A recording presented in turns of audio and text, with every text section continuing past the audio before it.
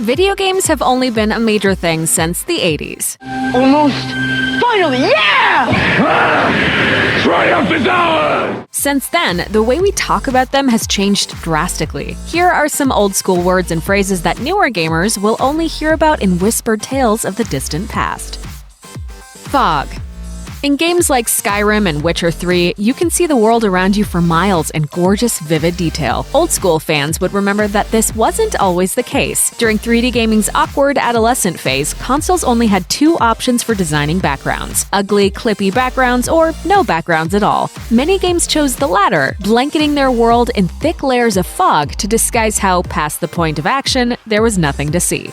Some games made the fog part of the actual narrative. Silent Hill used it to signify stepping into an alternate reality, aptly named the Fog World, while Superman 64's fog, called Kryptonite Fog, was designed by Lex Luthor to mess with Superman. Most games, however, just gave you the fog and assumed you'd prefer it to the alternative. One-up. A one-up is simply an extra life. Back when gamers had limited lives to work with, finding a one-up was like finding a $100 bill on the sidewalk. Early arcade games awarded extra lives for scoring points. Later games granted them if you gathered enough coins or items. Eventually, gamers started to find single objects that, if collected, would award them with extra lives. In Super Mario Bros., it was a green mushroom. In Mega Man, it was his own severed head, which wasn't creepy at all. Nowadays, most games just let you keep playing until you either win or rage quit. Even games that do award extra lives are often disguised so you don't truly need them, with autosaves that kick in every few minutes. Cheat code.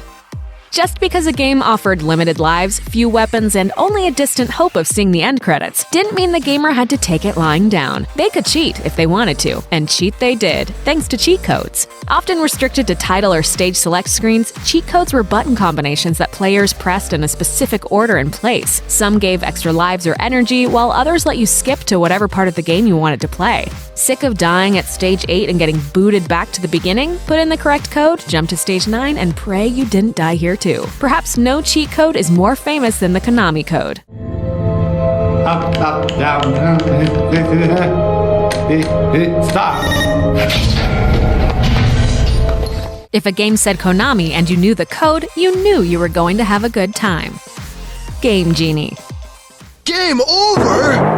No way! Because we got Game Genie! For any games that didn't come with cheat codes, old-school gamers turned to a funky little miracle worker called the Game Genie. Released by the company Galoob, the Game Genie was a device that attached to whatever game you were playing. You could input codes that granted you infinite lives, continues, energy, and ammo, super strength, or just to jump to any level you wanted. Maybe I want to start on level 15! No problemo! Alternatively, some codes would make the game harder, give you fewer assets, or make the enemies stronger. Either way, the game was now yours to mess with.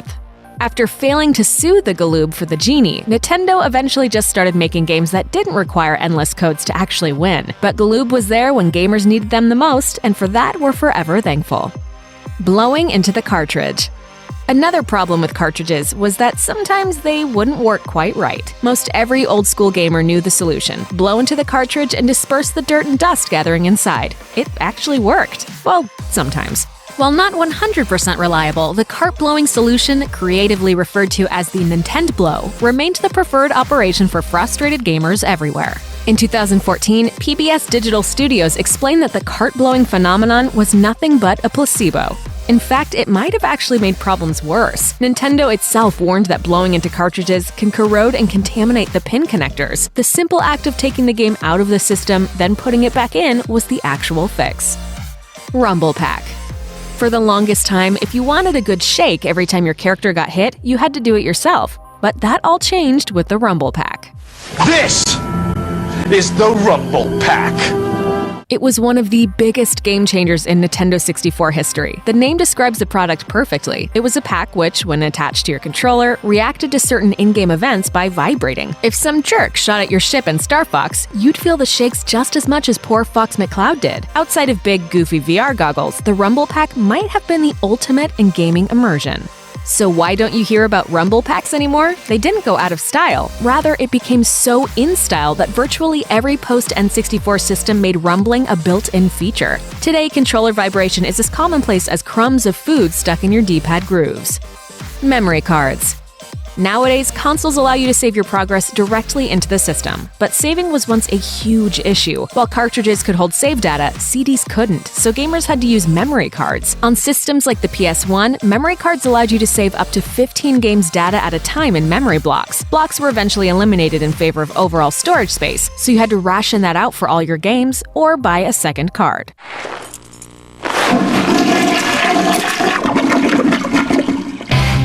Today's powerful consoles don't require cards, since most save data can be contained within the console or in the cloud. There are also external hard drives that can hold multiple terabytes of data. Best of all, they're much harder to misplace than those dinky little memory cards.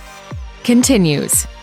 Unlimited lives and checkpoints haven't always been the norm. Games used to give you only 3 lives. Blow through those and you might have been allowed to start over on whatever stage you died in. Once you used all your continues though, the game punished you by sending you back to the start of the whole game. Other games offered no continues at all, a holdover from the arcade culture, when the goal was to separate you from as many of your quarters as possible. Fortunately, the game industry has finally gotten this out of their system and have no problems with gamers happily playing for hours and continually progressing toward their goal, no matter how awful they may be. After all, if they actually enjoy playing a company's $60 game, they might be inclined to pay another $60 for the next one. Kill screen. There's a Donkey Kong kill screen coming up. If anybody wants to watch.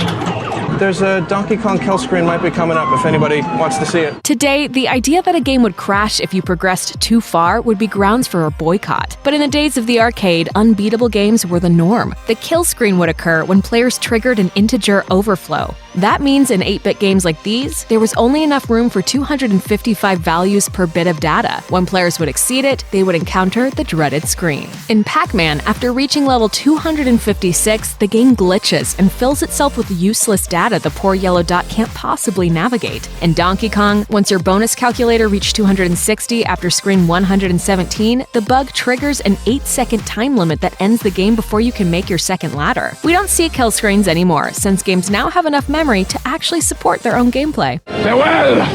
The fate of the world is in your hands! Thanks for watching. Click the SVG icon to subscribe to our YouTube channel. Plus, check out all this cool stuff we know you'll love too.